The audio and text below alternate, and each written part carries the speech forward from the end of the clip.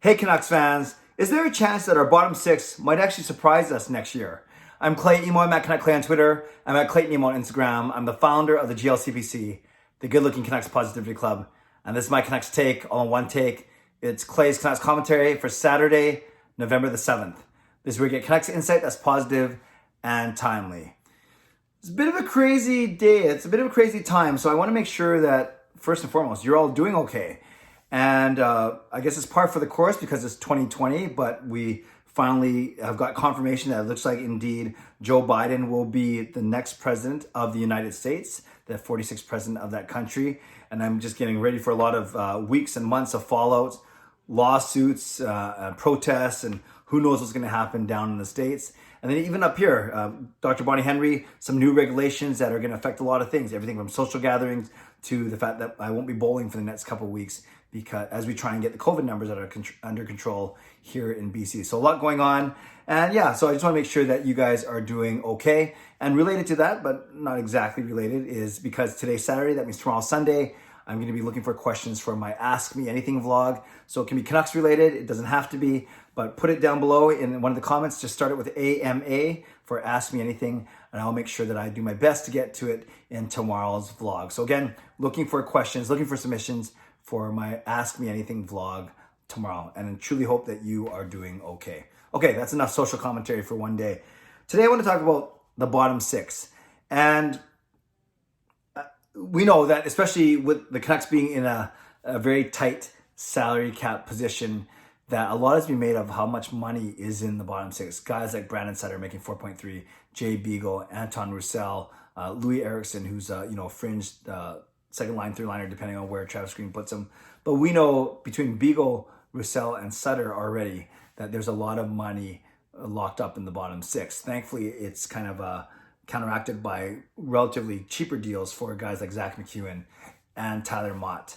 But I bring this up because I had a few minutes of spare time yesterday, so I was watching some of the highlights from the Canucks postseason run this season, the season that just ended. And of course, we know that we beat Minnesota in the play-in round, then we beat St. Louis, and we took Vegas to 7 games, of course, before losing in Game 7. And I must say that the bottom six played quite well, at least in the highlights that I saw. And I do remember when I was watching the games, I thought Brandon Sutter had an excellent series against Minnesota in the first round, and I thought that was quite impressive actually.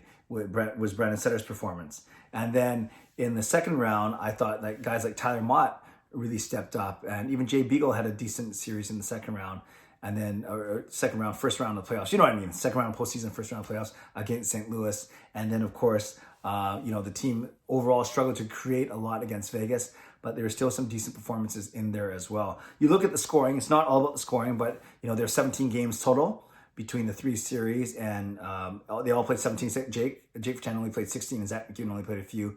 But Brandon Sutter had 6 points in those 17 games, and then you had it was Tyler Motte who had 5 points in those 17 games. Then Roussel had 4 points, Virtanen had 3, and Beagle had 2. So it was a 6-5, 4-3, 2, kind of like that. So 6 points in 17 games. That's like a 25, 27 point season.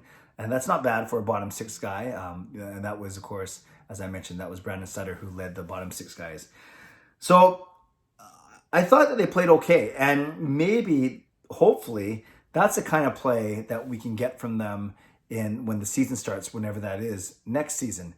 And those are intense games. Those are some really tough scheduling, playing the same opponent, playoff intensity, right? Minnesota, then St. Louis, and then Vegas, of course. And I thought the bottom six actually acquitted themselves quite well. Now, what's the bottom six going to look like next season? Well, it depends. It depends if Jake Virtanen is going to be in the top 6 or if Louis Eriksson makes another appearance in the top 6. If Travis Green wants Louis with Bo and Tanner Pearson, then that likely puts Besser with Pettersson and Miller. So then you have the Lotto line as your first line, and Horvat, Pearson, Eriksson as your second line, as your shutdown line. Then that would bump Jake Virtanen down in the bottom 6, and then you'd have some mix of Virtanen, Gaudette, Roussel, Motte, Beagle, Sutter, McEwen, and Jace Hurlick, as your kind of 8 guys battling for 6 spots. If you don't put Louis in the top 6, then Virtanen likely gets one of those 2 spots, and then, then there's a little less crowded. But I think for sure you can count on guys like Tyler Motte being there. And I've always said that take Tyler Motte off the 4th line and put him on the 3rd line. He's fast enough, he's tenacious enough, and he has more to give offensively. And we saw, he had 4 goals in the postseason, so we saw a bit of that. And he's even said that he wants to be more an offensive factor. So, you have Motte and you have Gaudette, who's got he had 0 points in the playoffs. So he's one guy you want to see continue to improve his game. So I would love to see Motte play on the left side with Gaudette.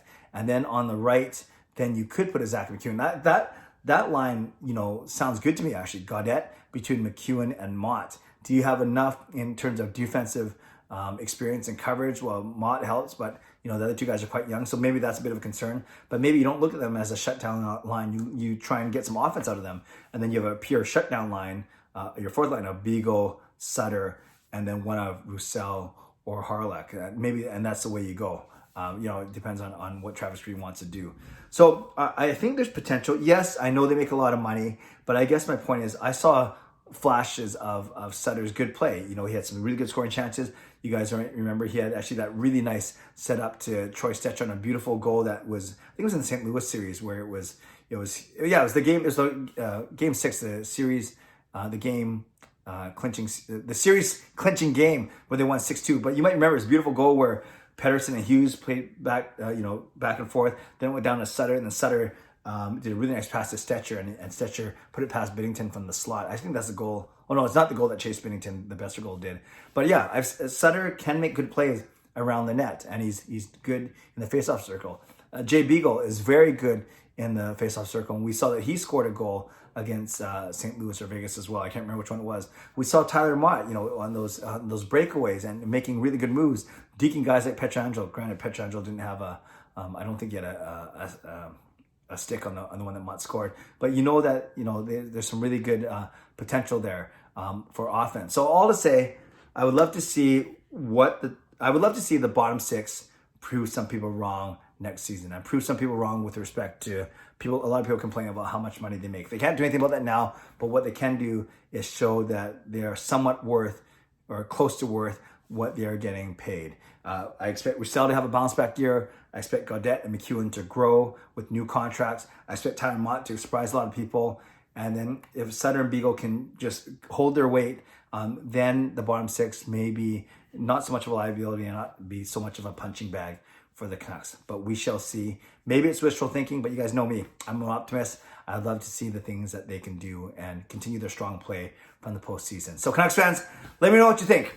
When you see our bottom 6, do you just see a black hole of money sucking, like whatever? Like it's a black hole of money that just kind of goes away? Or do you agree with me, or at least hope as well with me, that alongside me, that the bottom 6 will be able to produce and not be so much of a liability and not be so much of a talking point for this team? And if they are a talking point, I want it to be in a positive way. We don't have to worry about our top 6 for sure, but it's the bottom 6 that's always going to be a talking point for sure. But we want it to be in a positive way. Canucks fans, let me know what you think. Am I being too optimistic, or do you kind of agree with me? I would love to know your thoughts on the bottom 6 and which guys might break out with a good season next season, whenever that may be. Leave a comment below. I love to read, react, and reply. As always, also leave a question for my Ask Me Anything vlog tomorrow, AMA. Just mark it with AMA, and we'll go from there. Stay safe, stay healthy.